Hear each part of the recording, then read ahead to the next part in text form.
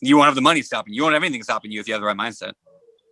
I love that. Ashley, same question. What's the piece of advice that you would give to real estate beginners that are looking to get into their next deal? Whoa, I just got a really weird, like I'm interviewing. It's really weird. But what would you give advice to people that are wanting to get started into real estate investing, who, same question, might not, look the part, feel like they deserve success, or, just what's that net? How do you get past that fear? What would you say? Well, I guess I would say is like, look at what you're missing.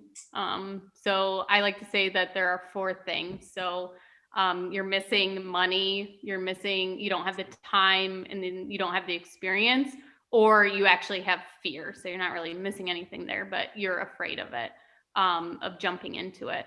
So I think look and basically kind of what Brandon said is like, look for a partner. What is the thing that you are missing?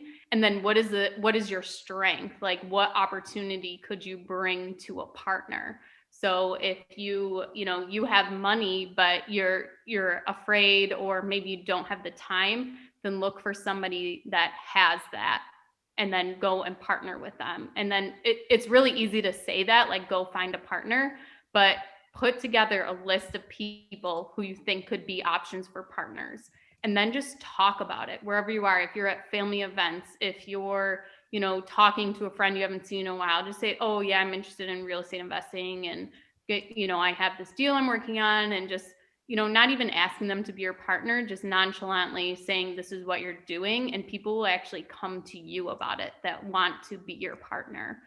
You guys want to?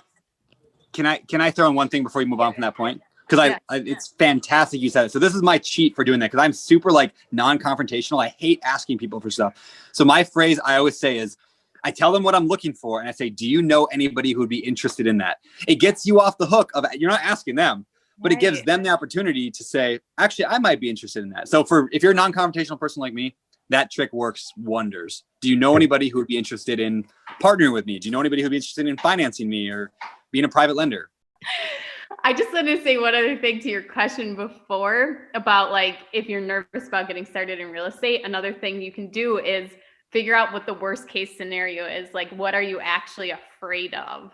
Like, are you afraid of not having tenants for 6 months? Okay, then put reserves in place. So find out what your worst case scenario is, and what your actual fear of is what will happen. Is it going to be you're going to close and then the furnace is going to break down? A lot of these fears can actually be fixed with money.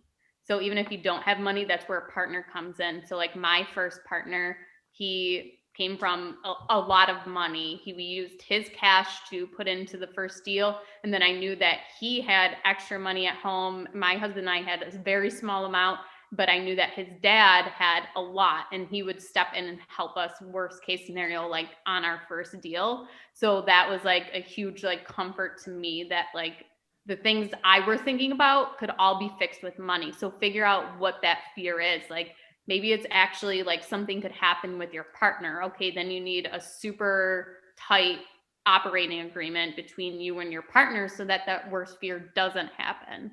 So just kind of think about that. What is your worst fear, and what's the solution to it, and how do you put that in place when you do the deal so that it can't happen, or you're prepared for that? Like, yes, paying $5,000 for a new boiler would suck, but you're ready for it, you're prepared, and you're moving on. So that was that makes a lot of sense, because I think a lot of times my fear was like getting those calls or not having the answer to a question that a tenant might have. And, interestingly, as I've grown in real estate, going on to 19 in-state, 1 out-of-state unit, I'm learning that I don't have to have all the answers, and that's okay. I can learn along the way. And I think if anyone tells you they have all the answers, I would probably run the other way. So I think I personally would tell anyone new or that's going to start, is that it's okay not to have all the answers. You will find them. You can make it through this. We don't all have the answers. And that's okay. I think that's something that I would say. Diego, I would ask you the same question. Diego, what would you say to our mastermind here as to getting started to get over that fear? And then we can get started with office hours. This is not typical of how we do it, but that's okay. Yeah, I would say to get over that fear, I would say analyze, well, like It's already sort of been said. Like, write it down and ask yourself, why do you have that fear? And then write it down and then ask yourself, is this true? Right? Like, is it 100% true? Right? Like, if like what Ashley was saying, is it 100% true that you're not going to be able to find tenants for the next 6 months? Probably not. It's not true, right? But a lot of people have that fear. So write it down, ask yourself, is this 100% true? And if the answer is no, then you can find a solution. So that's what I would recommend.